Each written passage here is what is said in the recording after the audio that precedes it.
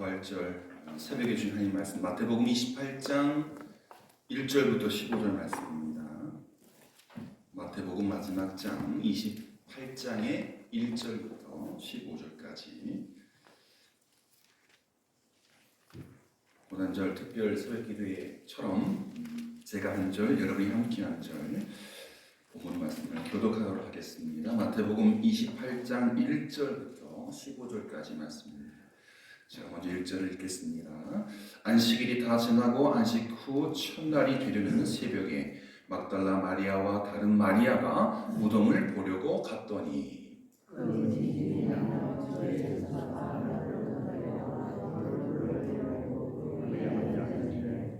그 형상이 번개 같고 그 옷은 눈같이 희거늘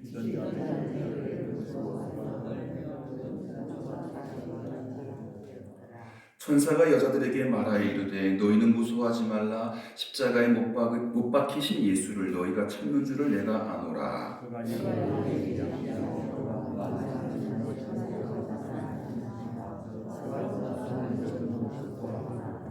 또 빨리 가서 그의 제자들에게 이르되 그가 죽은 자 가운데서 살아나셨고 너희보다 먼저 갈릴리로 가시나니 거기서 너희가 배우리라 하라. 보라 내가 너희에게 일렀느니라 하거늘.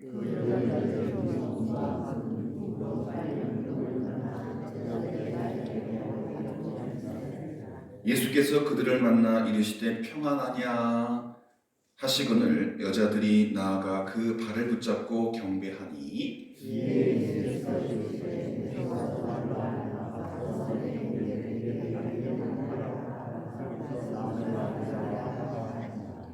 여자들이 갈 때 경비병 중 몇이 성에 들어가 모든 된 일을 대제사장들에게 알리니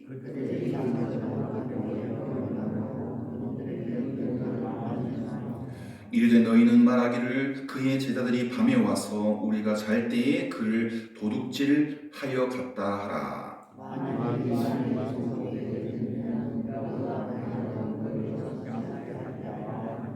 다 같이 읽겠습니다. 군인들이 돈을 받고 가르친 대로 하였으니 이 말이 오늘날까지 유대인 가운데 두루 퍼짐이라. 이동영 권사님도 기도하시면서 말씀을 하셨지만 제목을 힘차게 한번 새벽이라 목이 트이지 않았지만 제가 2시에 나왔는데 2시 반쯤 나왔나요?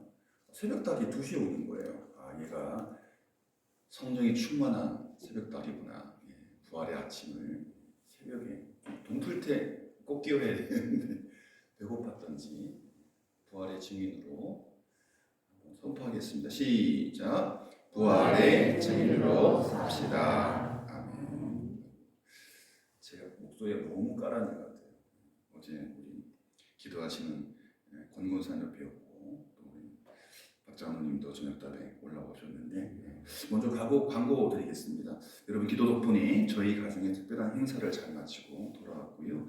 또 한 번 33년 전 1990년 3월 23일 금요일에 돌아가셨던 저를 키워주신 8 외손주의 아버지이자 또 한 분의 어머니셨던 저희 외할머니를 정말로 하나님 손에 띄워드리는 특별한 행사를 하고 돌아왔습니다.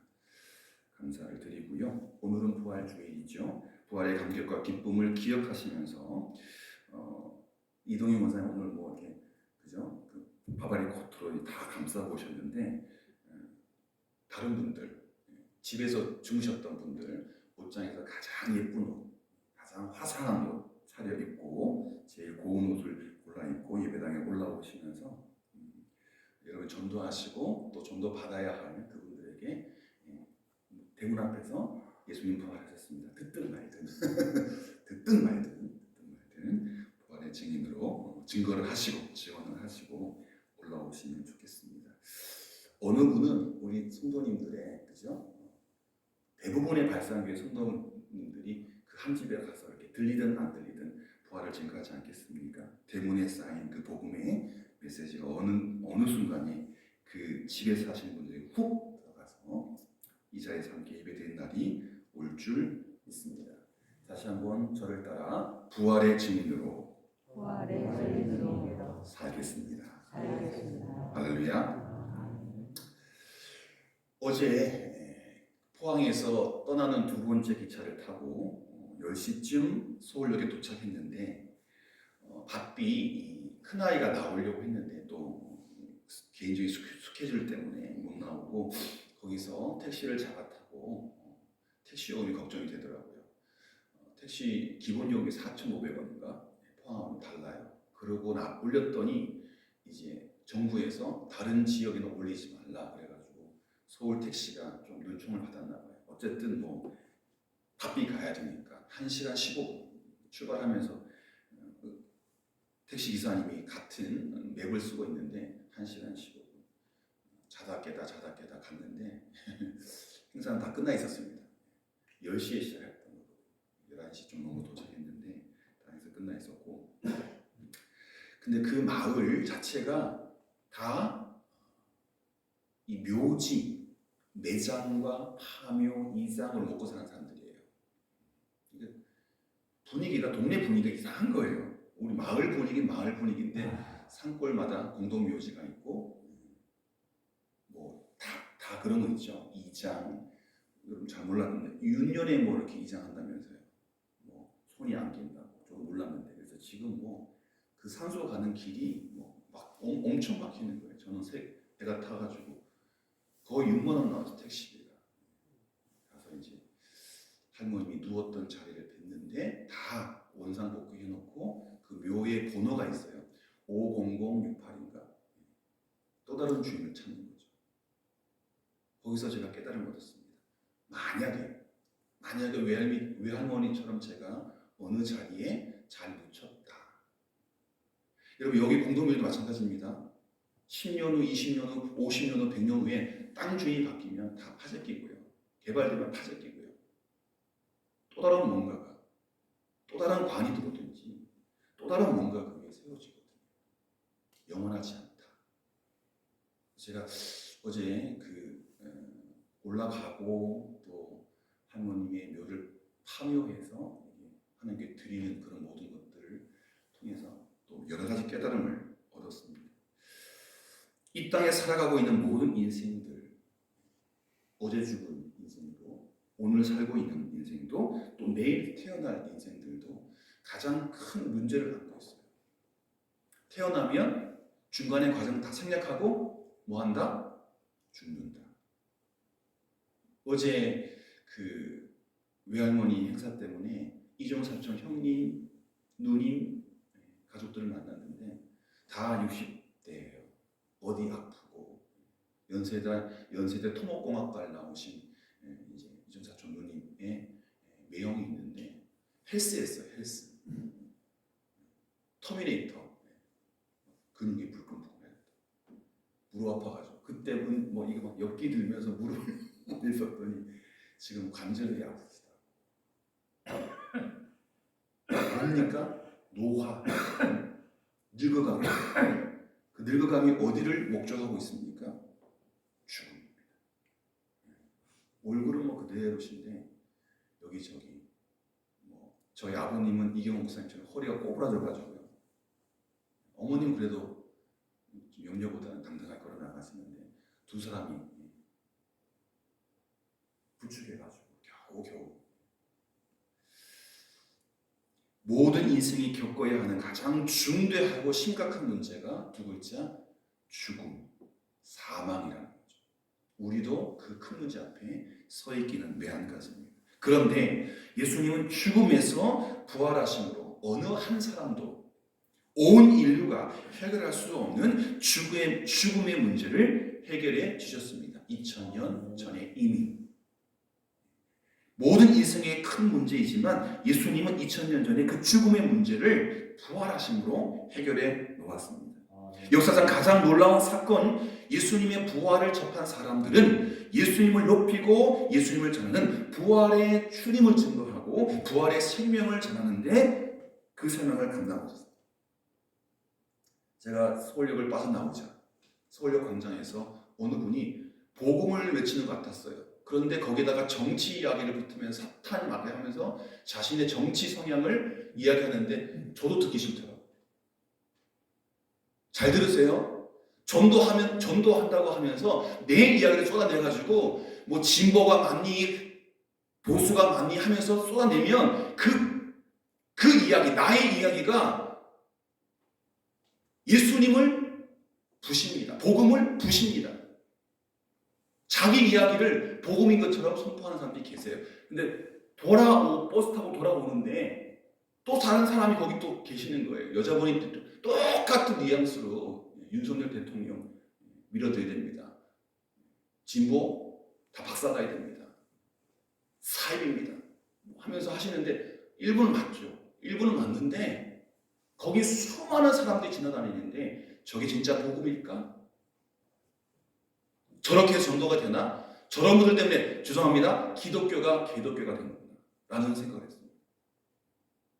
정말 내가 아름답게 복음을 전하지 못한다고 하면 입을 다물어야 하는 것이지 소퉁 복음을 전하면 부활을 뭉개버리죠. 주님을 뭉개버린 거예요. 죽기까지 하셨는데 그 놀라운 부활의 복음을 뭉개버리는 거예요. 여러분, 부활의 사건을 접한 사람들은 그 부활을 전하고 그 전함에 목숨을 걸어야 되는데 그 목숨 거는 행동들이 지혜롭지 못한 분들이 계십니다. 이건 전적으로 제 개인적인 느낌입니다. 그런데 많은 분들이 그 자리에 빨리 지나 듣기 싫었어요. 그러면 안 되는 거죠. 예수 천당 부심치고 외치지만 그 다음에 거친 그 선포 이후에 아름다운 가서 듣고 싶은 이야기를 해야 되는데 다 바쁘시겠지만 제가 나쁜 목사라서 그런지 모르지만 항상 그 열린 장소에서 그런 선포를 하시는 대부분이 정치적인 성향 때문에 오셔가지고 마이크 스피커에다가 쏟아내시는데 저도 빨리 지나가고 민망해서. 여러분, 예수님의 무덤가에서 천사들을 만난 여인들 누구와 누구였습니까? 마리아, 막달라 마리아, 또 다른 마리아. 여러분, 지난 주일날 막달라 마리아 어디서 만났습니까? 7 귀신 들렸던 예수님의 특별한 사랑 때문에 십자가 곁을 지켰던 그 여인이 또 큰일을 저지릅니다. 그리고 또 다른 마리아, 무덤가에 제일 먼저 향유를 부어드려 또 한 번 향유를 부어드려야 되는데 천사들을 만나 무덤을 열어준 천사들을 만나서 이 여인들은 두려움과 또 기쁨을 동시에 느꼈습니다. 그녀들은 한시라도 빨리 자신들이 들은 천사의 이야기를 제자들에게 전해주고 싶었습니다. 성경에 보면 다름박질했다. 좀 동이 텄겠죠. 날이 밝았겠죠. 그리고 부활의 주님을 만났어요. 그러니 발이 가만히 못 있는 거예요. 입이 가만히 못 있는 거예요. 가슴이 가만히 못 있는 거예요. 이 복음 주님이 살아나셨는데 다들 막 낭망해가지고 어떻게 하나 주님만 따라갔는데 갈 곳을 잃은 제자들에게 주님이 다시 살아나셨다. 우리에게 더 큰 희망이 생겼다. 이 발이 가만히 있지 않는 거예요. 마음이 가만히 있지 않는 거예요. 우리 입이 가만히 있지 않는 거예요. 빨리 가서 전하고 싶어서 마치 100m 선수처럼 마라톤 평야에서 페르시아를 이긴 그 병사가 서울에 가서 또 청와대에 가서 우리가 이겼습니다 외치고 죽었잖아요. 쉬지도 않고 그 승전보를 전하고 달려와가지고 외치고 죽었어요. 그것 때문에 생긴 경기가 마라톤이에요. 42.195km 안 쉬고 달려요. 왜? 우리가 이긴 다들 지금 아빠, 오빠, 형 전쟁터에 나와 이겼느냐 졌느냐 살았느냐 죽였느냐 그게 관심인데 이겼다라고 하는 소식을 전하기 위해서 이 전령이 쉬지도 않고 달려와서 임금님 또 우리 그리스요 우리가 이겼습니다. 한마디 딱 하고 죽었어요. 얼마나 복된 인생. 계속해서 그 사람의 이름은 나오지 않지만 그 일을 기억하고 그게 또 스포츠가 되어서 많은 분들이 얇은 옷 입고 40km를 뛰고 있습니다.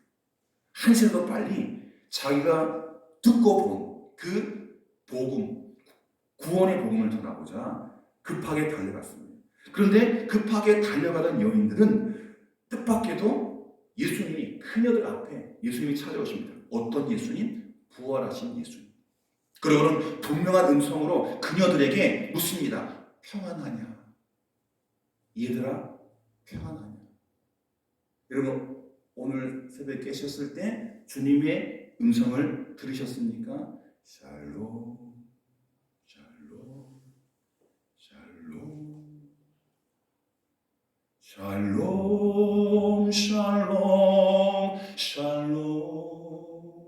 부활한 주님이 선포하신 그 평안, 십자가 이전의 그 평안과 십자가 이후의 평안은 다른 것입니다. 완벽한 평안, 샬롬.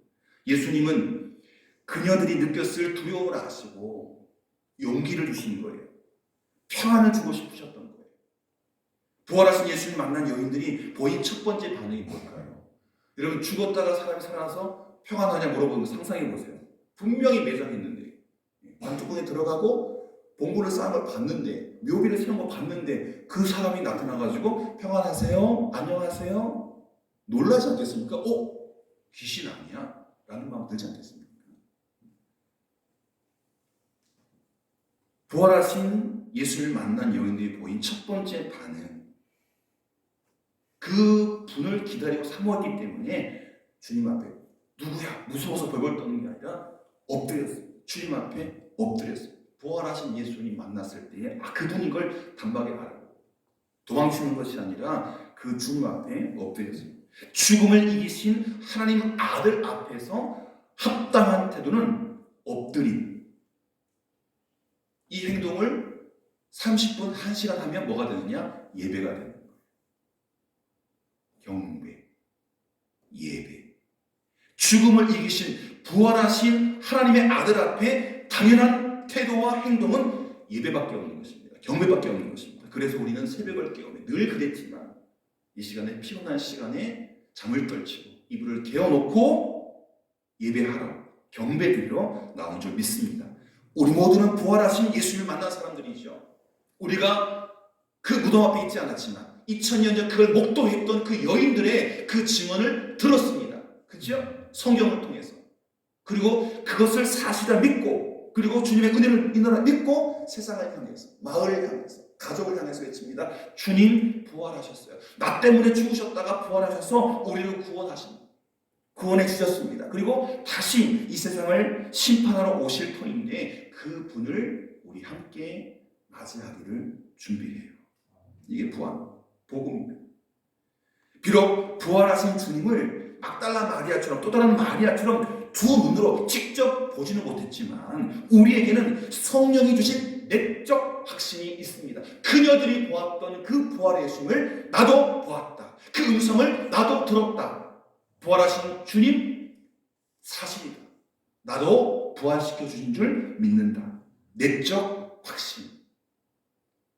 그래서 우리도 여인들처럼 부활하신 주님을 경배하며 예배하며 사는 것이 마땅합니다.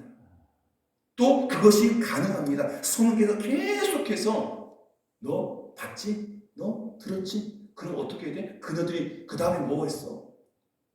발에 못 떠다니는 것처럼 세계 최고의 경주차처럼 왕 가서 뭘 전했어? 제자들에게, 또 가족에게 부활을 전했잖아. 그죠? 우리도 똑같은 마음, 똑같은 열정을 품어야 하는 것입니다. 우리 주변에 많은 사람은 부활의 소망을 모른 채 이해되지 않으니까, 이 세상에 그런 일이 없으니까, 2000년 전에 있었는데도 그게 믿겨지지 않으니까, 오늘날로 얘기하자면 예수 서기 33년 4월 며칠 운명했어. 그 당시에 서울대 의사가 죽음 판단을 내리잖아. 그러면 죽은 거예요. 안 믿어. 살아날 리가 없어. 살았다가 또 죽어. 그러니까, 그리고 오늘 알겠지만 로마 병정들이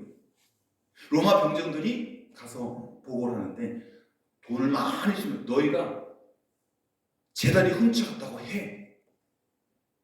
잠깐 졸곤 사이에 제자들이 훔쳐갔다고 해. 그리고 이게 이제 총독에 퍼지고 잘 가짜 소문이 퍼지면 내가 너희들한테, 어제 뉴스 보니까 전두환 씨가 자기를 도운 비서들한테 뭐 무슨 어디 뭐 아파트 한 채씩 안겼다고 며느리가 이제 고발하는 거죠. 손자가 저기 가서 뭐 하거나. 지금 전두환 씨 이런 만행들이 점점 밝혀지고 있는데, 아파트, 응? 음마 아파트 한 채 줄 테니까 그렇게 해. 그 소문이 지금도 전 세계에 퍼져 있어요. 제자들이 훔쳐가서 어딘지 모른다. 빈 무덤 훔쳐갔기 때문에. 부활이 이해되지 않으니까 이 세상 사람들이 미쳐버려요. 우리는 믿습니다. 그 빈 무덤, 하나님의 능력으로 그 아들을 살리신 그곳인 줄 믿습니다. 어제 할머니를 또 한 번 하늘나라에 다시 한번 보내드리면서 그걸 확신했어요. 우리의 인생은 무덤이 아니라 천국이 종착점입니다. 저기 있는 인생들은 그게 천국이 이해되지 않으니까, 부활이 이해되지 않으니까 죽음을 향해서, 그리고 죽음에 도착하면 끝인 줄 아는데 지옥으로 뚝 떨어지거든요. 그걸 이해 못해요. 천국도 이해 못하고 지옥도 이해 못해서 그냥 죽음으로 가요. 안타깝지 않습니까? 이 폭죽 2차 죽음으로 치달아가고 또 죽음이 도중령에서 지옥으로 떨어질 그 기차를 돌려 세워서 생명으로 천국으로 달려가게 하는 것, 우리의 삶입니다. 여러분, 우리 자녀들의 가치관을 혼란해요. 왜? 주변에 많은 사람들이 부활의 소망을 모른 채 헛된 것들을 예배하고 헛된 것들을 추구하고 살아가고 있기 때문에 그 가운데 살아가는 우리의 자녀들도, 또 때로는 우리들도 가치관의 혼란을 느끼고 있어요. 그 많은 사람들이 가는 대로 따라가야 되는 거 아닌가? 네? 어디로? 죽음으로, 그리고 지옥으로. 아니잖아요. 많은 사람이 간다고 해서 그게 맞는 게 아니잖아요. 오늘날 많은 젊은이들이 물질을 추구하고 성적 쾌락을 따라 살아가고 있습니다. 한동안 청년들 사이에 영혼까지 끌어모아, 그걸 영끌이라고 해요. 영혼까지 끌어모아 부동산에 투자해야 된다. 가상화폐에 투자해야 된다. 하고 막 영혼까지 끌어모아 투자했다가 집값 아직도 좀 떨어지고 있잖아요. 물론 다시 또 올라올 수도 있겠지만. 영혼까지 끌어모아 부동산에 투자했다가, 증권에 투자했다가, 가상화폐에 투자했다가 쫄딱 망해가지고 목숨 끊는 인생도 있었어요. 지금도 그런 거는 기회가 없으니까 영혼까지 끌어모아 어디에 투자하는 사람들이 아직도 있습니다. 이러한 때에 세상의 헛된 것들이 우리와 우리 자녀들의 마음에 들어와서 주인이 되지 못하도록 부모된 우리가 부활하신 주님의 통치에 순복하고 또 철저히 순종함으로써 그분을 높여주는 삶의 본이 되어야 한다는 것입니다. 제가 이제 못난 아빠라 자꾸 이제 우리 딸들에게 잔소리 하거든요. 어제도 부활절 특별새벽기도 나와 그랬더니 막내가 자기는 3일 약속했는데 그거 다 했다고 안 나오겠다는 거예요. 당당하게. 그래서 제가 아무 말도 못했어요. 또 다음부터 잔소리가 되니까. 여러분, 부모로서 부활의 증인된 삶을 등짝으로 보여주면, 지금은 아이들이 어려서 철이 없어서 모르지만 결국에는 그 부모의 믿음의 등을 보고 따라올 줄 믿습니다. 제가 그랬거든요. 여러분, 여인들을 만나신 예수님은 그녀들에게 갈릴리에 있는 제자들을 찾아가라 명령하십니다. 그리고 거기서 친히 제자들을 만나리라 약속하셨습니다. 내가 빨리 가서 그 제자들을 만나줄 거다. 부활하신 예수님을 만난 여인들에게 주님의 말씀을 전하는 것보다 더 중요한 사명은 없습니다. 여러분, 그 이스라엘 예루살렘에서 갈릴리로 가는 거 그냥 1시간 가는 거 아니에요. 2박 3일 걸려요. 걸어갈 때. 그냥 그 예수님이 가라 했으니까 바로 후다닥 연마을 건너가는 것처럼, 흥왕 건너가는 것처럼, 왕짜장 그 다리 건너가는 것처럼 후다닥 가지는 게 아니에요. 근데 여인들은 급한 마음으로 가서 여관에 사고 가서 예를 들면 이틀 길을 걸릴 거를 하루하고 반나절에 갔겠죠. 빨리 갔으니까. 지치도록 힘들도록. 여러분, 그 빨리 가서 전하라라고 하는 사명을 받았던 이 여인들은 뒤도 돌아보지 않고 한 걸음에 갈릴리에 있는 제자들에게 달려갔을 것입니다. 3일 걸릴 길을 이틀 만에 상상해 보면 예수님은 그분의 부활을 믿는 우리 모두에게도 똑같은 명령을 합니다. 가서 전하라. 니만 알지 말고 가서 전해라. 예루살렘과 사마리아와 온 유대와 땅끝까지 가서 복음을 전하는 증인으로 살라 하십니다. 그럴 때 임마누엘. 여러분 아무한테나 함께 있는 거 아니에요. 여러분 뭐 하나님 믿으면 아무한테나 함께 있는 것 같은데 진짜 함께 있는 예수님의 함께 있는 일을 당하는 사람은 복음을 전하는 사람이지 믿는 사람이 아니에요. 그냥 믿고 가만히 앉아있는 사람은 함께 하는 게 아니라 복음을 전하는 사람, 달려가서 복음을 전하는 사람에게 늘 함께 하시는 거지. 가만히 앉아 나는 믿습니다, 믿습니다, 이 자리에서 믿습니다 하고 있는 사람들에게 입만을 하는 게 아니에요. 그렇다면 우리가 증인의 사명을 힘있게 감당하려면 무엇을 준비해야 될까요? 우리의 준비물이 뭘까요? 복음의 증거자의 삶을 감당하기 위해서 우리가 챙겨야 할 것, 우리의 가치관과 삶의 방식을 세상과 구별되는 성결하고 거룩한 방식으로 바꿔야 합니다. 어제 제가 예배 드릴 줄 알고 이 모양 그대로 갔다 왔거든요. 이 여름 양복이에요. 어제 꽃샘추위로 추웠거든요. 내복에 안에 내복 그대로 입고 기차 안에는 괜찮았어요. 근데 서울역 가서 거기 산에 내려와서 식당 가니까 막 더워가지고 다 벗고 내봤는데, 여러분 우리의 가치관, 우리의 삶의 방식, 믿음에 맞게 또 부활의 메시지에 맞게 그 모양을 해야 되지. 막 파사나바람 스리바크를 싣고 다니면서 복음을 선포하면 복음이 싸구려가 됩니다. 복음이 천한 게 됩니다. 지금 우리 정무시원에 자꾸 눈에 들어오는데 예쁜 옷 입고 오셔가지고 새벽에 고상하게 차려입고 고상한 언어를 쓰면 이 똑같은 말인데도 똑같은 입에서 나오는데도 고상하게 들립니다. 제가 그랬잖아요. 제일 예쁜 옷을 차려입고 들으시든 듣지 않으시든 부활의 복음을 문 앞에 증거하고 오시라. 그게 오늘만 하는 게 아니라 평생토록 나의 마지막 호흡도 이웃집 누구, 내 아들 누구 부활의 주님을 믿으십시오라고 하는 호흡이 되어야 하는 것입니다. 여러분 오늘날 많은 사람들, 세상 사람들은 그리스도인들이 자신들과 무엇이 다른지 모르겠다고 말합니다. 목사? 똑같네. 밥 먹고 잠자고 교회라는 직장에 다니고 세상에서 교회에서 월급 준다며. 오히려 분쟁과 다툼 그리고 세속화된 죄로 물든 교회와 성도들을 보면서 세상이 걱정합니다.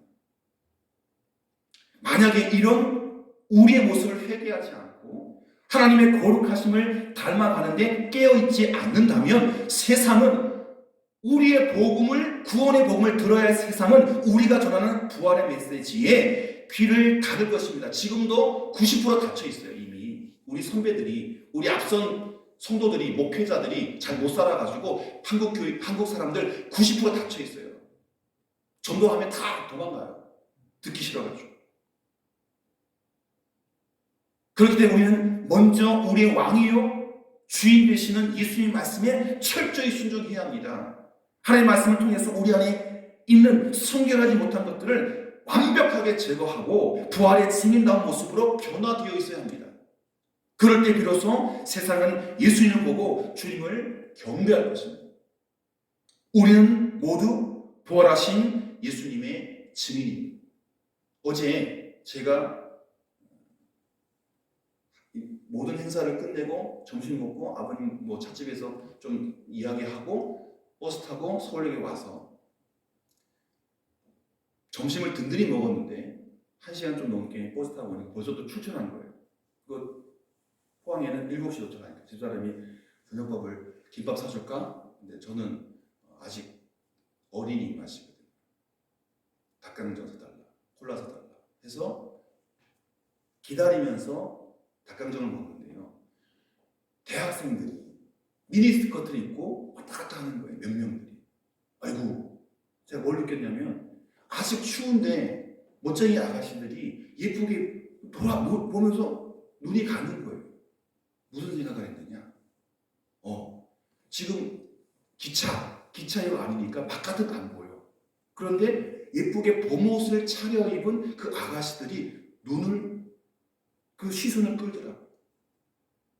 똑같은 잠바 입고 도파 입고 오바 입고 검죽죽하게 그런 분들은 눈에 안 띄는데 아가씨들이 맵시 낸다고 하이힐 신고 또 짧은 치마 입고 왔다 갔다 하는데 눈이 돌아가. 제가 유혹을 이야기하는 게 아니라 우리의 삶이, 우리의 옷이, 우리의 신발이, 우리의 마음이 정말 부활의 생동감으로 가득 차면 저 사람 그냥 지나가도 눈이 간다니까요.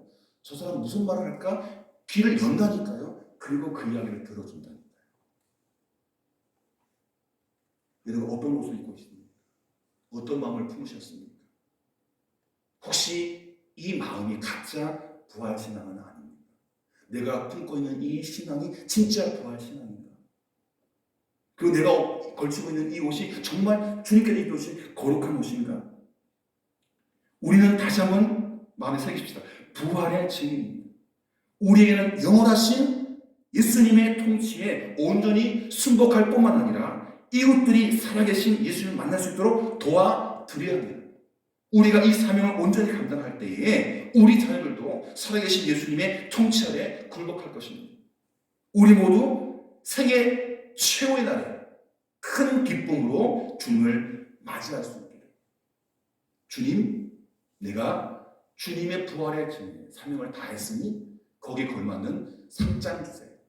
메달 주세요. 면류관 주세요. 가서 정말 청할 수 있는, 당당하게 달라고 청할 수 있는 부활의 증인으로 오늘도 내일도 살아가시기를 당부드립니다. 기도하겠습니다. 주님, 사망 권세를 이기시고 다시 사신 주님 앞에 막달라 마리아처럼 또 다른 마리아처럼 달려왔습니다. 두려움과 절망으로 힘을 잃은 삶에 평안과 기쁨을 불어넣어 주시는 부활의 주님을 온 마음과 온 몸으로 경배해 드립니다. 말씀대로 이루신 주님이 말씀대로 또다시 이 땅에 오신다. 그리고 새하늘과 새 땅을 창조하실 것이다. 소망을 마음속에 품으며 부활에 동참하는 성도가 될 뿐만 아니라 그 부활을 힘을 다하여 온 세상에 가까운 가족과 이웃과 마을과 이 나라와 세계 끝까지 증거하는 부활의 전도자가 되게 우리 안에 성령을 부어주시고 은혜를 부어주시고 그러한 삶을 감당할 수 있도록 능력을 부어주옵소서. 주기도 함께 기도하겠습니다. 하늘에 계신 우리 아버지 이름을 거룩하게 하시며 아버지 나라가 오게 하시며 아버지 뜻이 하늘에서와 같이 땅에서도 이루어지게 하소서. 오늘 우리에게 일용할 양식을 주시고 우리가 우리에게 잘못한 사람을 용서해 준 것 같이 우리 죄를 용서해 주시고 우리를 시험에 빠지지 않게 하시고 악에서 구하소서. 나라와 권능과 영광이 영원히 아버지의 것입니다.